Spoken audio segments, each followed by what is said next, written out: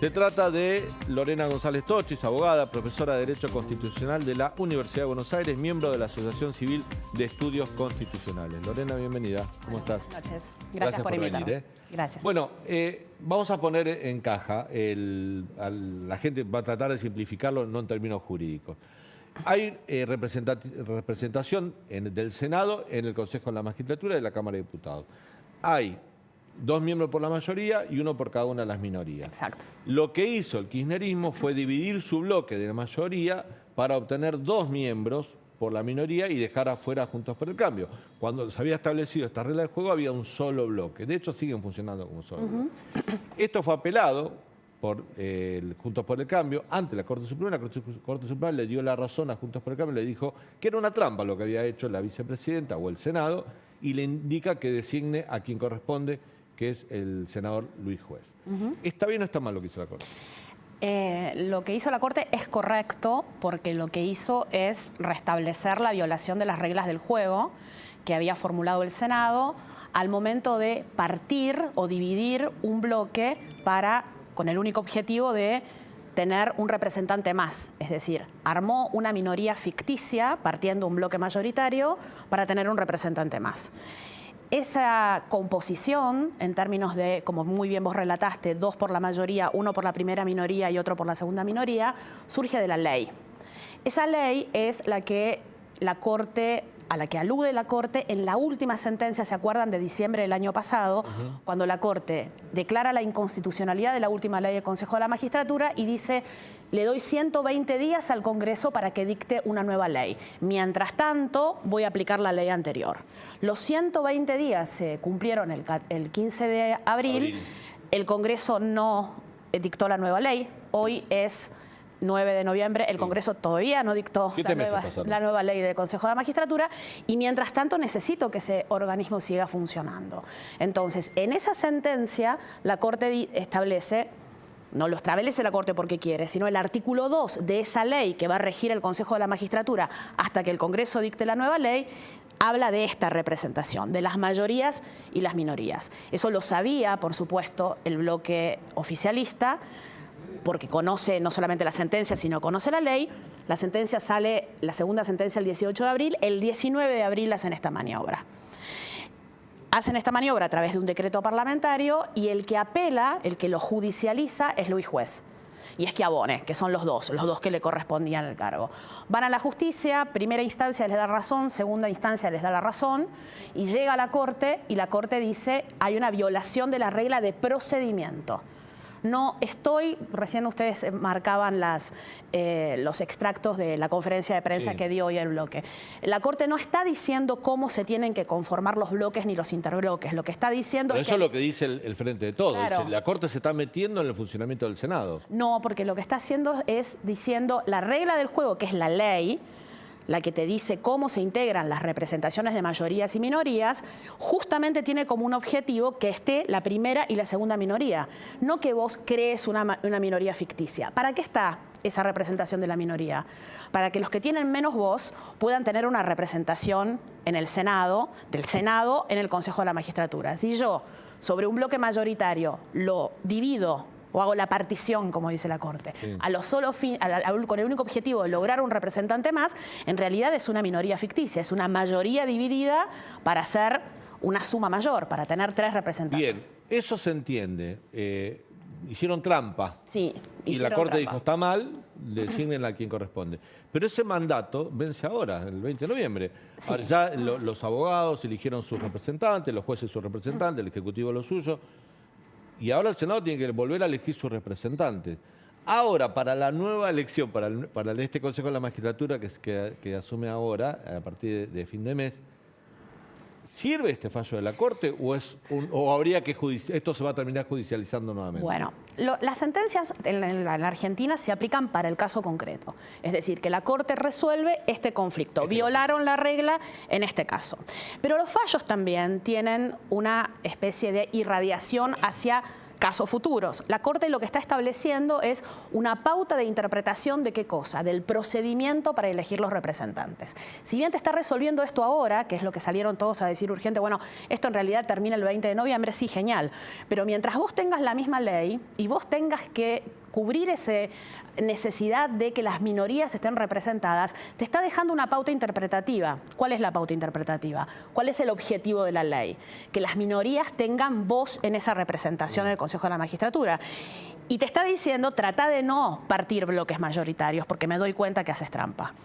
Lorena, para que entendamos todos y nos expliques, ¿qué funciones cumple el Consejo de la Magistratura? ¿Y esas funciones no las está cumpliendo ahora que está paralizado?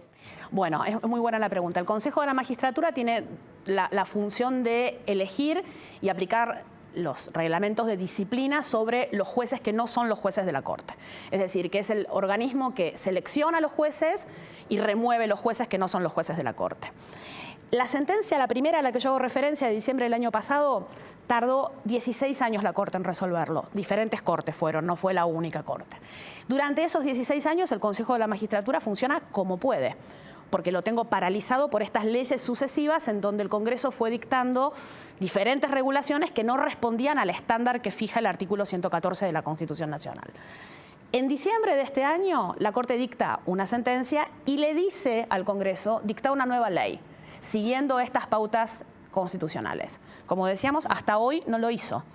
En mayo hubo como un impulso, ¿se acuerdan? Debate en comisiones, pero no lo hizo. Mientras vos no tengas nueva ley, vamos a seguir funcionando con estas pautas que va fijando la Corte, no porque invada otro poder, sino porque tiene que resolver un conflicto constitucional y tratar de evitar que por ese conflicto constitucional un órgano que tiene semejante función quede paralizado.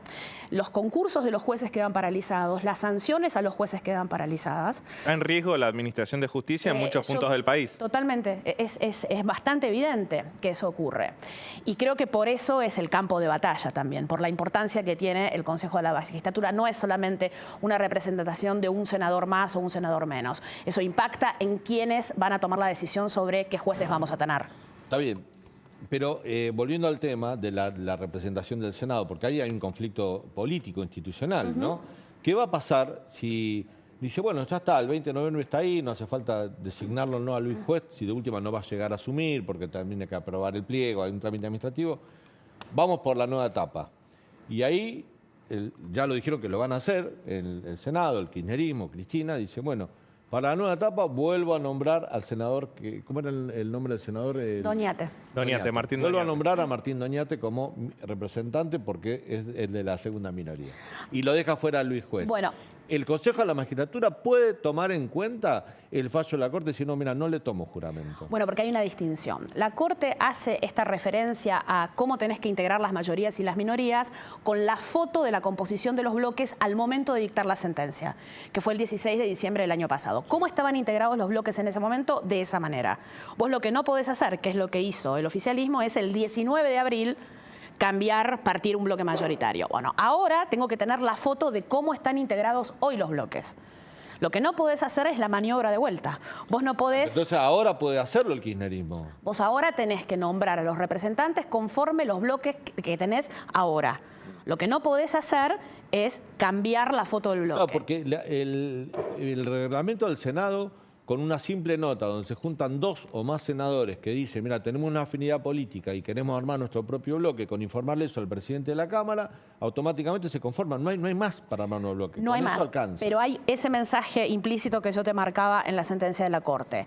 Mientras tengamos esa ley vigente que dice que tiene que haber una representación de la minoría, no hagas ninguna maniobra para crear una minoría ficticia. Maniobra quiere decir no me partas los bloques 40 veces para que aparezca pero eso alguien... no fue para atrás. Claro, fue para atrás. Y ahora para adelante... Pero hay una pauta interesante. Yo creo que tiene... ¿Y quién tiene que interpretar? Porque también el Consejo de la Magistratura hace una interpretación diciendo volvieron a cambiar la composición y yo no le tomo juramento a Doñate. Digo, hasta que no venga el que corresponde. El Consejo de la Magistratura le tomó juramento a Doñate con una reserva. Le tomó juramento diciendo que no implicaba juzgar la validez del título, es decir, la validez de su representación, porque estaba cuestionada judicialmente. Sí. Bueno, ahora se va a cuestionar nuevamente. Exactamente. Entonces, lo relevante es, esta sentencia resolvió esa situación que derivó de la sentencia de diciembre. Ahora lo que tenés que hacer es integrar la representación del Senado conforme a este artículo 2 de la ley que sigue vigente, y lo que tenés que tratar de hacer es no volver a hacer la misma trampa en el sentido de, si hoy los bloques los tenés divididos o integrados o lo que fuere, no podés a los fines de nombrar al representante partir una mayoría para que crees una minoría artificial. Quiero decir esto. Digo, a la gente le puede parecer una trampa, porque la verdad que más allá que administrativamente presenten dos bloques para tener dos representantes del Consejo de la Magistratura, funcionan como un solo bloque. Políticamente funcionan unidos y todos responden a la misma directiva política, el bloque del Frente de Todos. En el Senado funciona así. En general votan todos en conjunto, se reúnen, hacen reunión de bloque y participan todos. Todo el mundo sabe esto. Sí. Ahora, administrativamente tienen partido del bloque para hacer esto. La Corte Suprema de Justicia ahora, con esta nueva composición, puede decir, no, mirá, me están engañando, porque ustedes parecen dos bloques, pero en realidad funcionan como uno solo. No tiene facultades para hacer eso. No, porque tiene que haber un caso. Claro. La Corte no puede intervenir de oficio. Esto es muy importante. No, porque obviamente, Juntos por el Cambio va a volver a denunciar La pregunta es muy importante por eso, porque también en el discurso que se arma es como si la Corte interviniese de oficio en otro poder. No, la Corte tiene que resolver un conflicto constitucional que tiene forma de un juicio. Sí. Y en ese juicio tiene que decir si se violó o no alguna disposición constitucional o un reglamento, como es en este caso, que tiene aval constitucional. Entonces lo va a tener que analizar eventualmente. Si llega a haber algún tipo de maniobra, la pauta que te da la Corte es no me armes minorías ficticias. Respetá la pauta que dice esa ley. Y yo diría otro subtexto más, sancionen la nueva ley.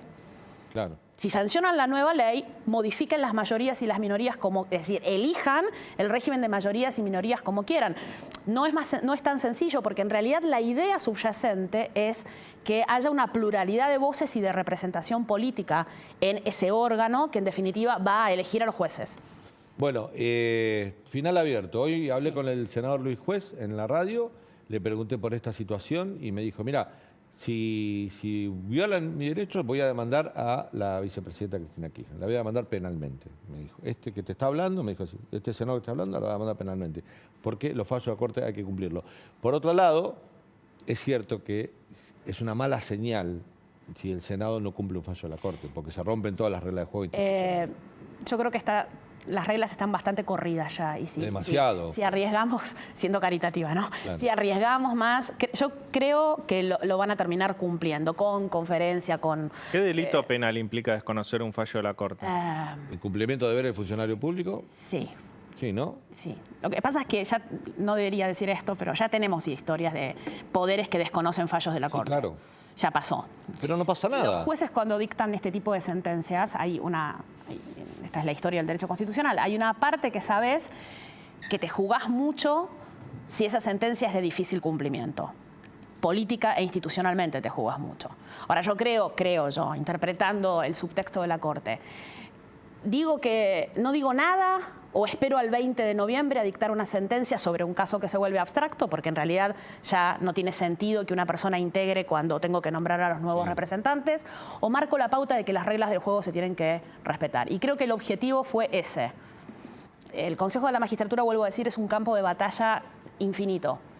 La última vez que vine conté que era un engendro constitucional, claro, y que como tal nos demuestra estos defectos operativos que tiene permanente. Yo creo que la intención en un voto unánime, en un voto con diferentes fundamentos, es sigamos esta pauta que armé en diciembre mientras ustedes dictan la nueva ley. Quiero remarcar mucho eso, que dicten la nueva ley.